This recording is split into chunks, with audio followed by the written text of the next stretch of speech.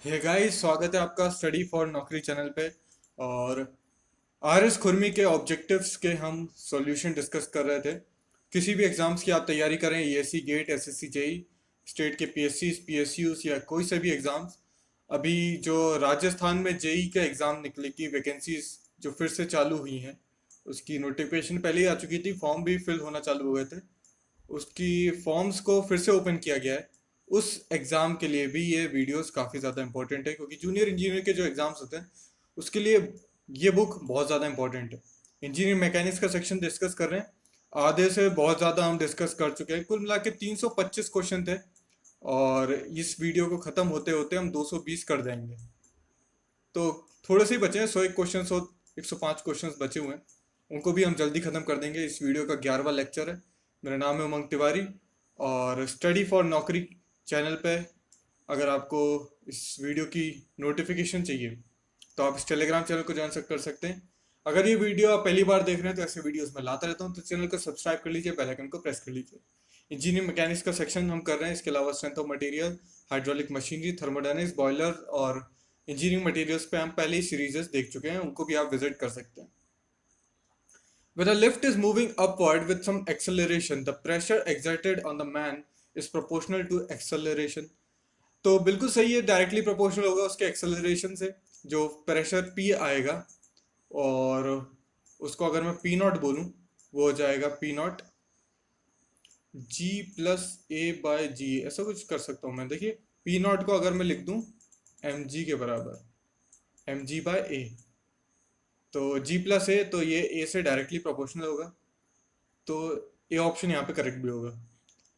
Tension in the cable supporting the lift is more when the lift is moving upward with an acceleration. तो जब वो upward जाएगी तो उसका acceleration क्या होगा, ज़्यादा होगा। और डाउनवर्ड जाएगी तो उसका कम होगा, टेंशन जो होगा कम होगा। Tension in the cable supporting lift moving downward is half the tension when the it is moving upward. जैसे अगर अपवर्ड जाएगी तो वो कितना हो जाएगा, एम जी प्लस ए। और अगर डाउनवर्ड जाएगी तो उसको मैं, अगर वो कितनी होगी, हाफ किसकी, टी ए की। और कितनी होगी वो, एम जी माइनस ए। इस तरीके से भी आप कर सकते हैं। टी ए से टी ए गया, एम से एम गया, two G minus two A is equal to G plus A. तो यहाँ से ए की जो वैल्यू हो जाएगी वो कितनी आ जाएगी, जी बाय थ्री। तो आपका बी ऑप्शन यहाँ पे करेक्ट ऑप्शन हो जाएगा। किसी भी तरीके से करें आप, आंसर आपका सेम आएगा। अब ये देखिए, सिंपल क्वेश्चन है, थोड़े मजेदार होते हैं।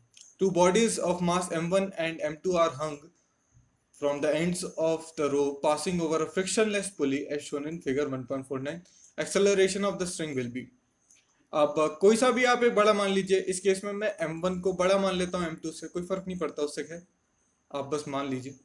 अगर मैं m1 की नोट का अगर फ्री बॉडी डायग्राम बनाऊं, तो यहाँ पे लगेगा mg नीचे की तरफ, ऊपर की तरफ लग रहा होगा t, और ये a एक्सेलरेशन से नीचे जाएगा। अभी जो स्ट्रिंग है ये फ्लेक्सिबल नहीं है, और जो फ्रिक्शनलेस पुली है, तो जितनी टेंशन यहाँ होगी उतनी टेंशन यहाँ होगी, और जिस एक्सेलरेशन से ये नीचे जाएगा उस एक्सेलरेशन से ये ऊपर जाएगा। तो m1 की अगर मैं इक्वेशन लिखना चाहूँ तो वो हो जाएगा m1 a is equal to, अब वो नीचे किसकी वजह से जाएगा, उसके खुद के वेट की वजह से, और वो कितना है, m1 g। पर उसको रोकेगा कौन, ये टेंशन रोकना चाहेगी उसे। ये अपोजिट डायरेक्शन में लग रही है उसके मोशन के, एक्सेलरेशन नीचे की तरफ है, टेंशन ऊपर है, तो अपोजिट डायरेक्शन में लग रही है। तो इस तरीके से आप इसकी इक्वेशन लिख सकते हैं। m2 की इक्वेशन लिखना चाहें तो m2g नीचे की तरफ लगेगा, तो m2 जो है वो ऊपर जा रहा है ए एक्सेलरेशन के साथ। उसको ले कौन जा रहा है, टी की वजह से जा रहा है, वो नीचे की तरफ अपोज कौन करेगा उसको, m2g। अब अगर हमें एक्सेलरेशन निकालना है तो हम टी को एलिमिनेट कर देंगे, और अगर हमें टेंशन ही निकालनी है तो ए को एलिमिनेट कर देंगे। इस केस में हमें क्या निकालना है, एक्सेलरेशन। तो इन दोनों इक्वेशन को ऐड कर दीजिए, तो हो जाएगा m1 plus m2 times A is equal to m1 minus m2 times G. तो जो ए की वैल्यू आ जाएगी वो हो जाएगी m1 minus m2, m1 minus m2 divided by m1 plus m2, यानी कि 204 का ए ऑप्शन करेक्ट होगा। अब इसी केस में ये टेंशन पूछ रहा है, टेंशन पूछ रहा है ना, तो क्या करो, इन दोनों इक्वेशन को डिवाइड कर दो, तो आपका ए से ए कट जाएगा, क्रॉस मल्टीप्लाई कर दो, तो कितना हो जाएगा, m1 times T minus m2g, यहां लिख देता हूं मैं, m1 times T minus m2g is equal to, देखिए m1 times T minus m2g मैंने किया है ना, अब करूंगा m2 times m1g minus T, m2 times क्या था, m1g माइनस टी, क्या करना है, इसको ब्रैकेट को खोल दो, तो जाएगा m1t minus m1m2g is equal to m1m2g minus m2t, T को एक साथ ले आओ, तो क्या हो जाएगा, m1 plus m2t is equal to, ये m1m2g 2m1m2g divided by m1 plus m2, तो देख लो 2m1m2g divided by m1 plus m2, तो हो जाएगा 205 का b। मजेदार क्वेश्चन था। If the masses of the both bodies as shown in the figure are doubled, acceleration पे क्या इफेक्ट आएगा, एक्सेलरेशन का फॉर्मूला ये होता है, अगर आप m1 की जगह m1/2 कर दो, m2 की जगह m2/2 कर दो, डिवाइडेड बाय m1 की जगह फिर 1/2, m2 की जगह m/2, ये सारे टू कट जाएंगे, फॉर्मूला वही का वही बन जाएगा, तो सेम रहेगा, कोई इफेक्ट नहीं आएगा। अगर टेंशन की बात करें, टेंशन में क्या फर्क आएगा, टेंशन का फॉर्मूला होता है ये, तो 2 times m1/2 m2/2 divided by m1/2 plus m2/2, इस 2 से ये वाला 2 गया, तो ये इस 2 से ये वाला 2 गया, अब ये वाला 2 गायब हो गया, मतलब हाफ हो गया, तो ये हो जाएगा अपना हाफ। Simple question. अब देखिए, a block A B of masses 150 kg and 50 kg respectively are connected by means of string in figure 1.5, तो ये 1.50 फिगर है अपना, टेंशन बता ऑल द स्ट्रिंग में कितनी होगी। अब देखिए, ये जो पुली है, ये है एक फ्रिक्शनलेस पुली, ठीक है, इसमें कोई भी फ्रिक्शन है नहीं। जो स्ट्रिंग है ये फ्लेक्सिबल नहीं है, नॉन फ्लेक्सिबल है, इनफ्लेक्सिबल है। इस केस में आपको क्या मिलेगा, तो ये जो स्ट्रिंग है ये एक ही स्ट्रिंग है जो यहां से यहां जाती है, उसके बाद घूम के यहां पे भी आ जाती है, तो जो टेंशन होगा वो इसमें हर जगह सेम टेंशन आपको देखने को मिलेगा, तो विल बी सेम 208 का ए। अगर यहाँ पे फ्रिक्शन वगैरह आ जाता तो फिर, या पुली में जो पुली के ऊपर जो रोप जा रही वो चेंज हो जाती, तो हमारा जो केस हो जाता वो डिफरेंट हो जाता, पर इस केस में नहीं होगा। देखिए, मैं एक और फिगर यहाँ पे ड्रॉ करने की कोशिश करता हूँ, सेम ही फिगर में ड्रॉ करूंगा, बस थोड़ा सा इसमें चेंज करूंगा। यहाँ पे एक पुली है ना, और यहाँ पे एक पुली है, यहाँ पे m1 लटका हुआ है जिसको आप 150 मान लीजिए, यहाँ पे m2 लटका हुआ है 150 मान लीजिए, और ये जो पुली है यहाँ पे भी एक स्ट्रिंग है। अब ये जो t है, तो ये भी कितना है, t है, और ये भी कितना है, t है। अब ये जो पूरी स्ट्रिंग है, यहाँ से ये देखो, ये वाली जिसके मैंने ऊपर साइड में लाइन ड्रॉ करी, इसमें टेंशन t होगी, पर ये जो है ना, ये ऊपर वाली, इसमें होगी 2t, तो अगर स्ट्रिंग चेंज हो गई तो उसमें टेंशन चेंज हो जाएगी। तो इस तरीके से कंसेप्ट को ध्यान रखिएगा। If two block of equal masses are attach to the two end of a light string जिसकी लेंथ l है, and one of the block is placed over a smooth horizontal plane while other is hung freely after passing over a smooth pulley, यानी कि frictionless pulley, then the two blocks will have same motion। एक इस तरीके का arrangement है, यहाँ पे एक ब्लॉक रखा हुआ है, ये जो रखा हुआ है इस पे फ्रिक्शनलेस है, यानी कि इसका म्यू जो है वो 0 है, कुछ भी इसका मास है, मगर यहाँ से एक स्ट्रिंग जा रही है और ये दूसरे मास पे जा रही है। अब वही ये फ्रिक्शनलेस पुली है, स्ट्रिंग फ्लेक्सिबल नहीं है, तो जितने एक्सेलरेशन से ये नीचे जाएगी उसी एक्सेलरेशन से ये इस डायरेक्शन में जाएगा। जितनी इसकी वेलोसिटी होगी उतनी ही इसकी वेलोसिटी होगी, तो मोशन क्या होगा इसका, सेम मोशन होगा। एग्री करेंगे स्टेटमेंट के साथ। A block of mass 20 kg is lying on a rough plane and is connected by a light string passing over the smooth pulley to another mass 5 kg which can move freely in a vertical direction is shown। Tension in the string की बात कर रहे हैं। अब इसका अगर मैं free body diagram बनाऊं तो नीचे की तरफ जो फोर्स लगेगा वो हो जाएगा mg यानी कि 5g, ऊपर की तरफ टेंशन, और ये बॉडी जो है वो ए एक्सेलरेशन के साथ नीचे जाएगी मान लेते हैं। ये भी ए एक्सेलरेशन के साथ नीचे जाएगा, सेम स्ट्रिंग है, इनफ्लेक्सिबल स्ट्रिंग है, फ्रिक्शनलेस पुली है, तो ये भी जाएगा। पर यहाँ पे फ्रिक्शन है तो इस डायरेक्शन में फ्रिक्शन लगेगा, कितना लगेगा, म्यू इंटू 20g या फिर 20 μg, जो भी कहना चाहे। अगर इसकी मैं इक्वेशन बनाऊं तो हो जाएगा 5 kg का मास ए एक्सेलरेशन से जा रहा है, 5g की वजह से इसको रोकेगा टेंशन। 20 kg का मास एक ए एक्सेलरेशन से जा रहा है, टेंशन उसको खींच के ले जा रही है, पर उसको रोक रहा है फ्रिक्शन जो कि है 20 μg। अब हमको क्या निकालना है, टेंशन, इन दोनों को ऐड कर दीजिए तो हो जाएगा 20, टेंशन निकालनी हो सॉरी, तो इन दोनों को डिवाइड कर दीजिए, ए से ए कट जाएगा, ये जाएगा 4 times.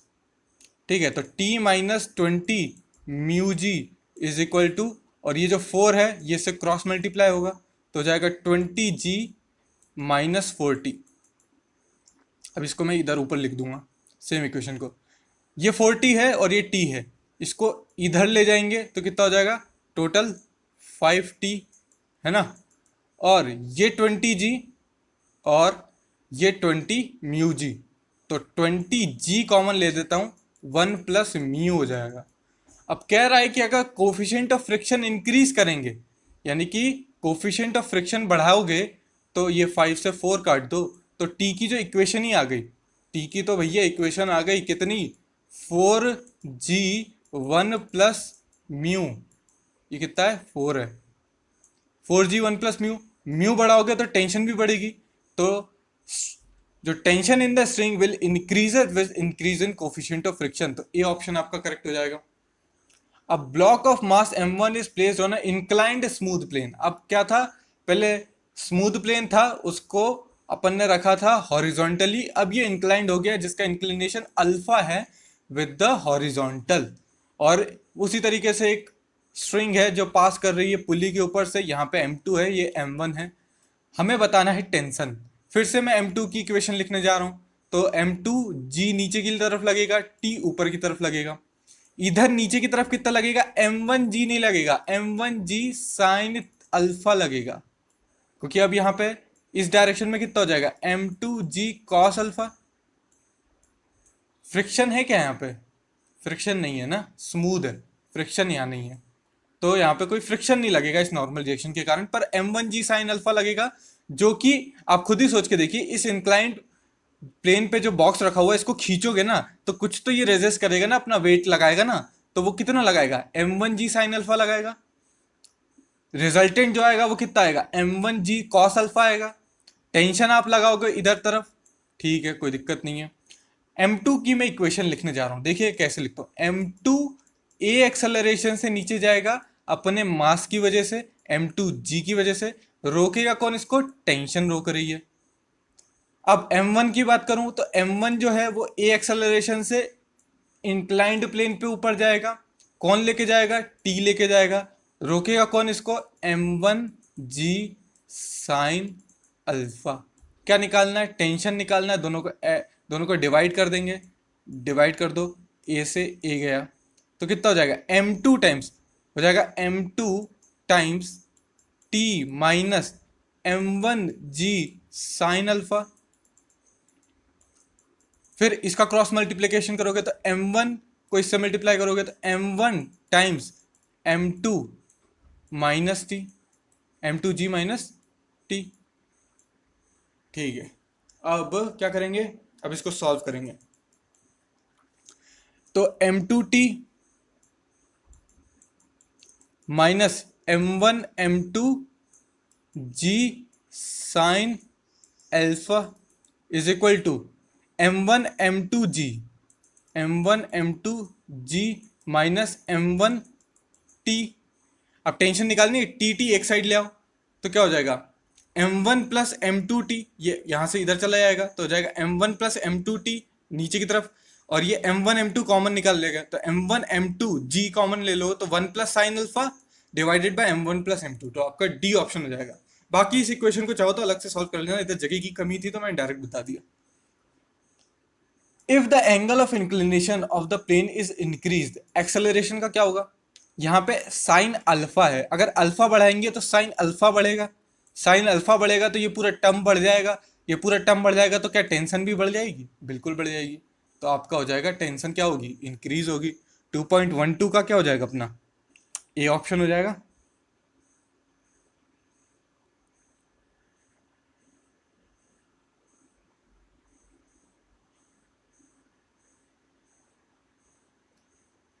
If the mass m1 is placed on a inclined rough, अब देखिए कोफिशिएंट ऑफ फ्रिक्शन भी दे रखा है उसका, तो उस केस में क्या होगा, अब देखिए इसमें ना, देखिए क्वेश्चन गलत हो गया, इसमें पूछ रहा है एक्सेलरेशन के बारे में, मैं बता रहा हूँ टेंशन के बारे में। अगर टेंशन बोलेगा तो ये क्या करेगी, इंक्रीज करेगी, पर पूछा क्या एक्सेलरेशन, एक्सेलरेशन पूछा है और ये हमने क्या निकाली, टेंशन। अब अगर एक्सेलरेशन निकालना है तो इन दोनों इक्वेशन को ऐड कर दो, इन दोनों इक्वेशन को ऐड कर दो, तो मैं यहाँ पे फिर से लिख देता हूँ ना, इक्वेशन लिखूंगा तो हो जाएगी m2a is equal to m2g minus T, और m1a is equal to t minus m1g sine alpha, इन दोनों को ऐड करना है तो हो जाएगा m1 plus m2 a is equal to m2g minus m1g sine alpha, और ए निकालना है तो m1 बाय m2 नीचे आ जाएगा तो m2g minus m1 sine alpha divided by m1 plus m2। अब देखो अल्फा के सामने साइन है, उसके सामने माइनस है, मतलब अल्फा बढ़ाएंगे तो ये पूरा जो टर्म है ये बढ़ेगा, पर ये जो नेगेटिव साइड के साथ है तो नीचे गिर जाएगा, तो ये डिक्रीज करेगा। और आप खुद ही सोचो, इंक्लिनेशन अगर तुम बढ़ा दोगे तो ये जो मासेस हैं ये एक दूसरे को काउंटर बैलेंस करना चाहेंगे, तो जो एक्सेलरेशन होगा वो कम हो जाएगा। और इस इंक्लिनेशन को बढ़ा दोगे, आप ऐसा कर दोगे तो टेंशन इस केस में ज़्यादा होगी ना, कंपैरेटिवली टू दिस केस। इस केस में क्या होगा, टेंशन कम होगा, इस टेंशन में टेंशन इसमें ज़्यादा होगा, इसमें टेंशन कम होगा।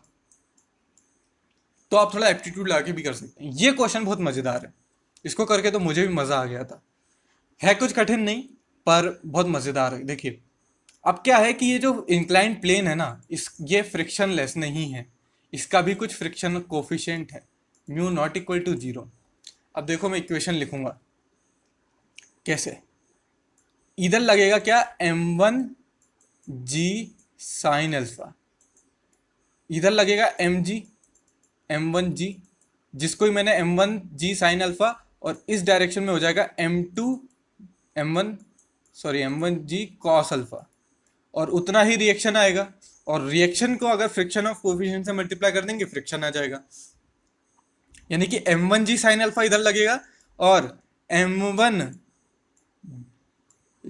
म्यू जी कॉस अल्फा भी लगेगा, ये लगेगा फ्रिक्शन के कारण, ये लगेगा उसके वेट के कारण। बहुत बढ़िया। तो अब मैं इसकी इक्वेशन लिखूंगा, मैं इसके लिए एक अलग स्क्रीन ले लेता हूँ, वाइट स्क्रीन ले ली मैंने। ध्यान से देखिएगा, m2 की अगर बात करूंगा तो m2 जो है, मैं यहाँ पे डायग्राम भी बना देता हूँ, यहाँ पे m1 है, ये पुली से आता है, यहाँ पे m2 है, क्रूड डायग्राम है, माइंड मत करना ज़्यादा। m2a is equal to m2g के कारण नीचे जाएगा, इसको रोकेगी टेंशन। m1 जो है वो a एक्सेलरेशन से जाना चाहता है, टेंशन लेके जाएगा, मगर उसको रोकेगा m1g साइन अल्फा उसके वेट के कारण, minus m1g cos alpha into mu friction के कारण। ठीक है, अब हमको निकालना क्या था क्वेश्चन में? क्वेश्चन में निकालनी थी टेंशन। टेंशन निकालनी थी, तो टेंशन निकालनी तो दोनों इक्वेशन को हम ऐड कर देंगे, पर स्क्रीन ही गायब हो गई हमारी, फिर से लिखना पड़ेगा।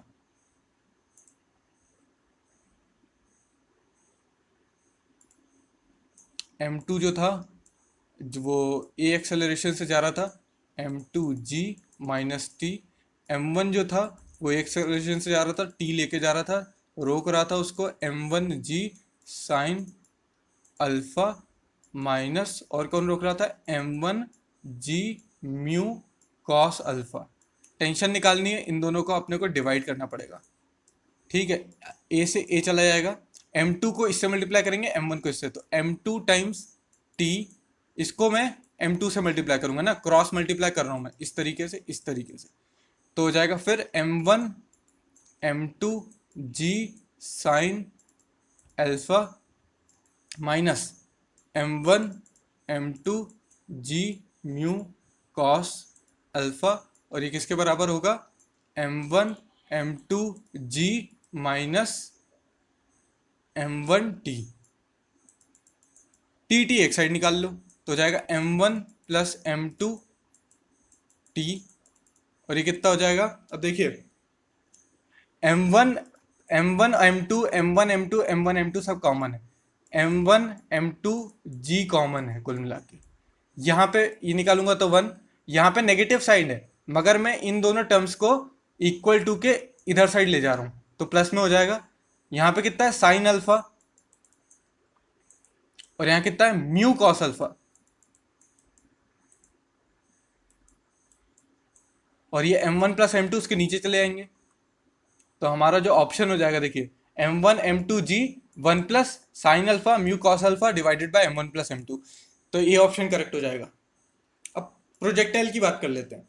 मान लीजिए आप इस क्लिफ पे खड़े हुए हैं, यहाँ से आपने एक बॉल ली, एक पत्थर लिया, बॉल क्यों फेंकोगे, मिलेगी नहीं बाद में, पत्थर लिया, उसको फेंका, और इस तरीके से आपने फेंका और ये जमीन पे जाके गिर गया।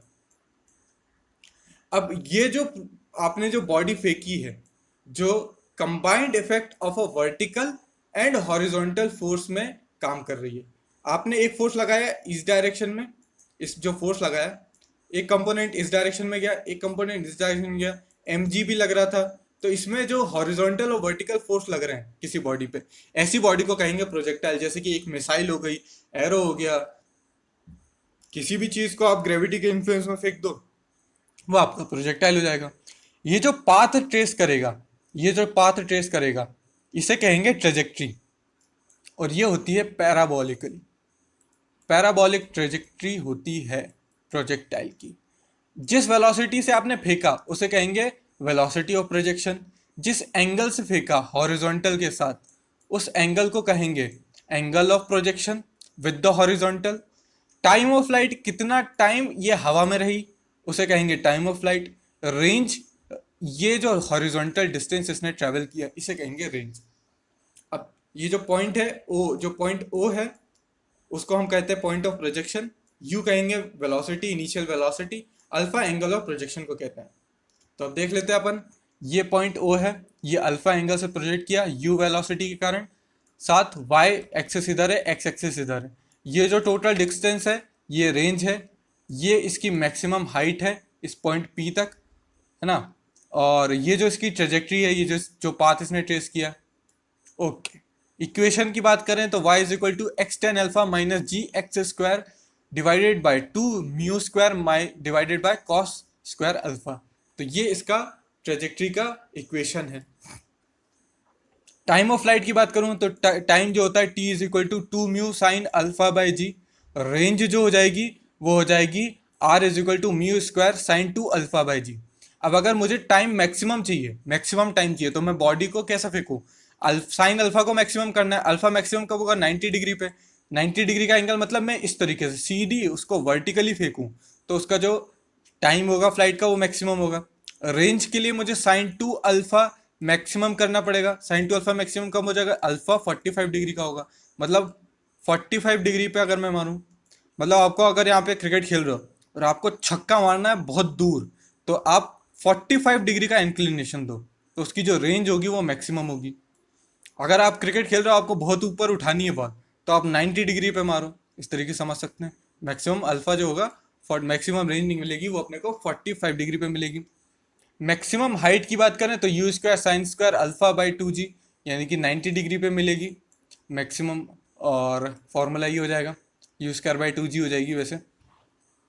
Time of flight when it is inclined plane से अगर प्रोजेक्ट करें, मतलब प्लेन जो है वो इस तरीके से ढलान पर खड़े होकर आपने मारी, अल्फा प्रोजेक्शन है, तो टाइम का फॉर्मूला ये हो जाएगा।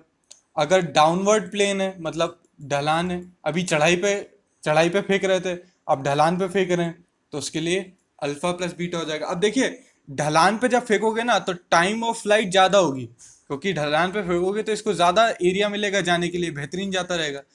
और अगर चढ़ाई पे फेंकोगे तो इधर जाके इधर रुक जाएगा। तो सिंपल सा लॉजिक एप्टीट्यूड है, कोई बहुत बड़ी चीज़ नहीं है। रेंज जो होगी वो भी आपको चढ़ाई पे यानी कि अपवर्ड प्लेन पे कम मिलेगी, डाउनवर्ड पे ज़्यादा मिलेगी। मैक्सिमम कब होगा, जब वो हो जाएगा 45 प्लस बीटा बाई 2। तो ये सारी चीज़ें याद रखनी है, इसी पे आने वाले क्वेश्चन हैं। Which of the following statement is correct in connection with the projectiles. तो projectiles is a path traced by the projectile in known as trajectory, तो बिल्कुल सही है। Velocity with which it is projected known as velocity of projection, बिल्कुल सही है। Angle with which the horizontal at which the projectile is projected is known as angle of projection. तो इसके सारे ही ऑप्शन करेक्ट है, डी ऑप्शन करेक्ट होगा, all of the above. The time total time taken by projectile to reach the maximum height to return back on the ground is known as time of flight, तो बिल्कुल सही, yes.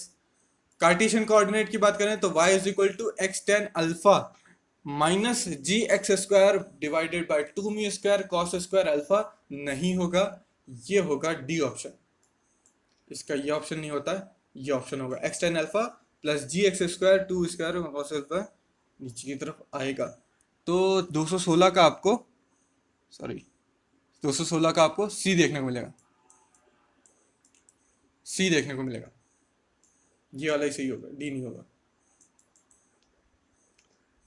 Path of projectile parabola होता है जैसे कि बताया, हाँ yes. अब इसकी वजह से भी देख सकते हैं, देखिए यहाँ पे जो y की पावर है मैक्सिमम वो 1 है, और x की मैक्सिमम पावर 2 है। तो ऐसी जब भी इक्वेशन मिलेगी ना, जैसे y square is equal to 4ax, x square is equal to 2ay, जिसमें एक की पावर 2 हो, दूसरे वाले की पावर मैक्सिमम पावर 1 हो, तो ये पैराबोला का केस होता है।